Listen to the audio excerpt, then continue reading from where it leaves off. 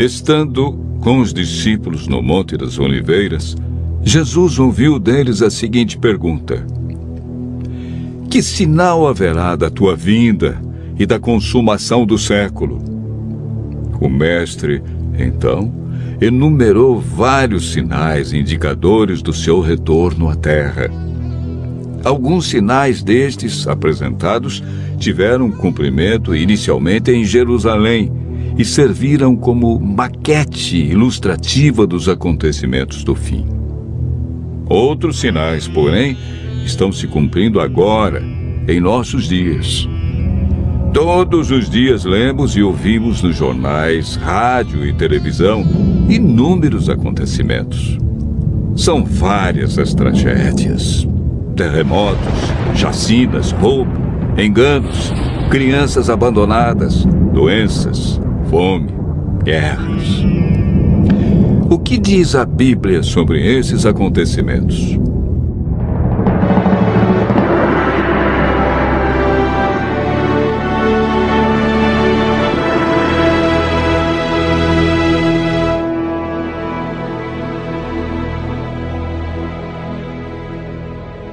Vamos analisar os sinais que antecedem a sua volta em 3 partes.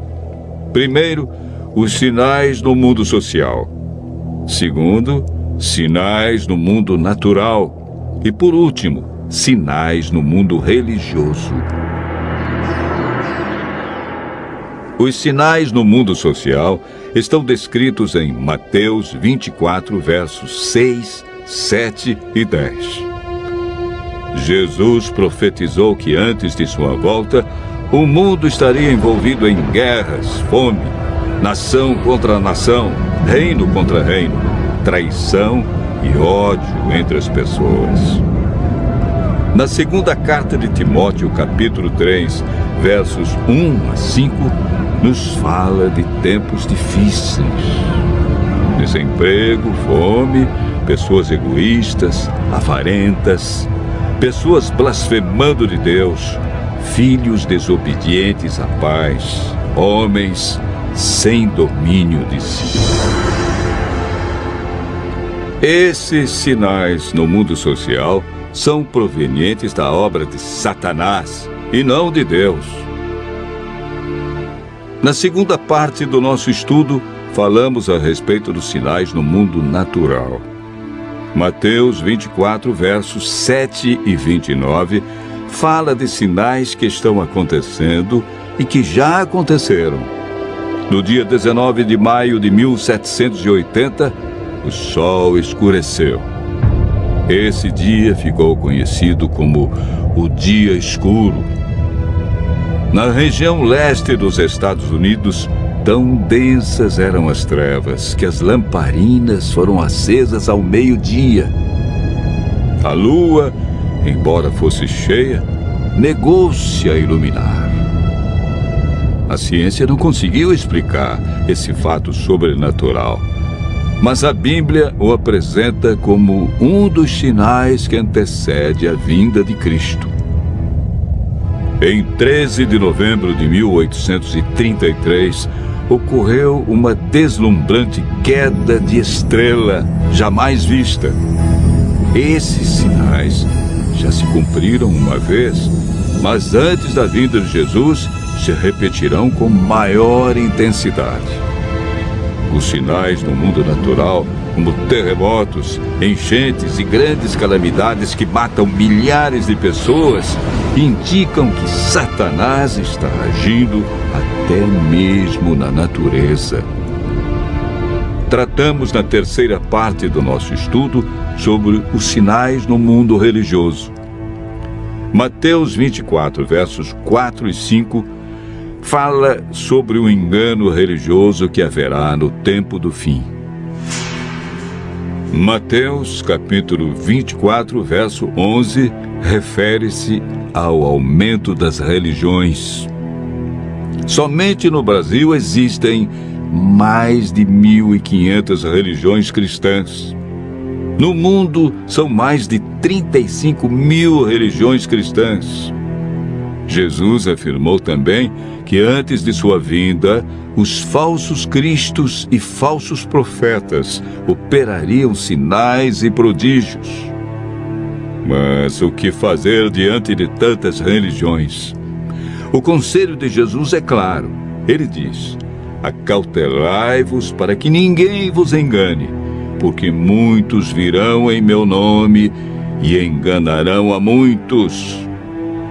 Segundo Pedro 2, versos 1 a 3, fala da atitude de líderes religiosos que são movidos pela ambição e acabam usando a religião, a Bíblia, milagres e o nome de Deus para explorar as pessoas que os procuram em busca de curas, sinais e prodígios.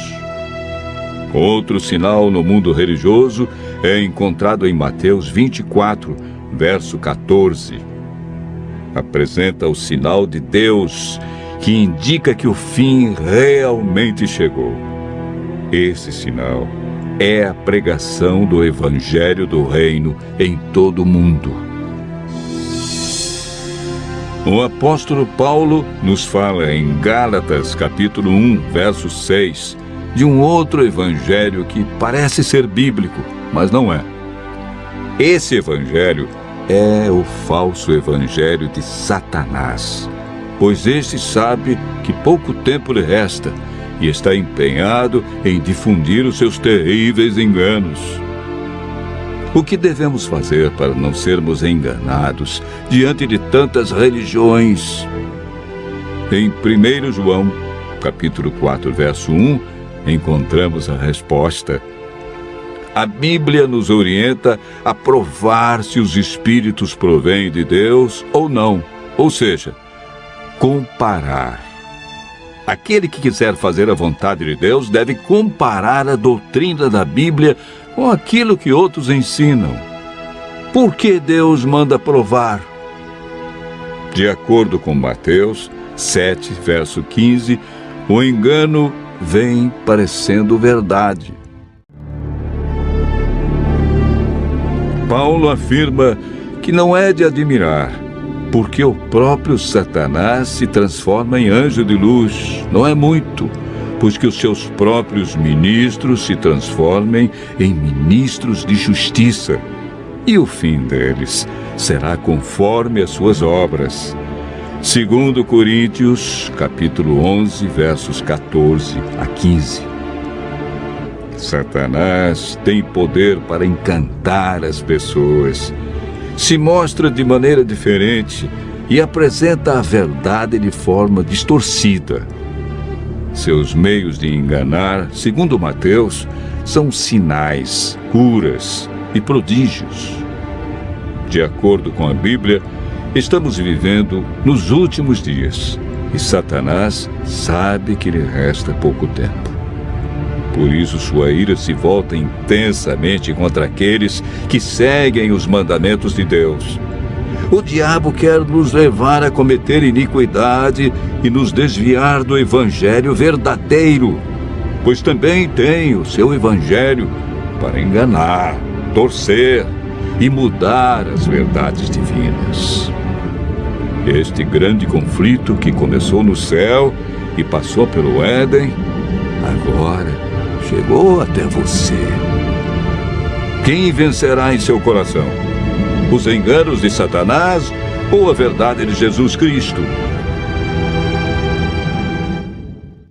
Vimos que os sinais preditos por Cristo estão todos se cumprindo, indicando que em breve todo o mal do universo terá seu fim.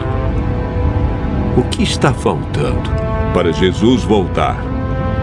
Primeiro motivo: o evangelho verdadeiro precisa ser levado a todo mundo. Segundo, Jesus está a cada dia dando mais oportunidades. Ele é paciente e espera uma decisão de cada um de nós ao lado da verdade. Lucas 21, verso 28, declara que, ao começarem estas coisas a suceder, exultai e erguei a vossa cabeça, porque a vossa redenção se aproxima. Continue ouvindo a voz de Deus.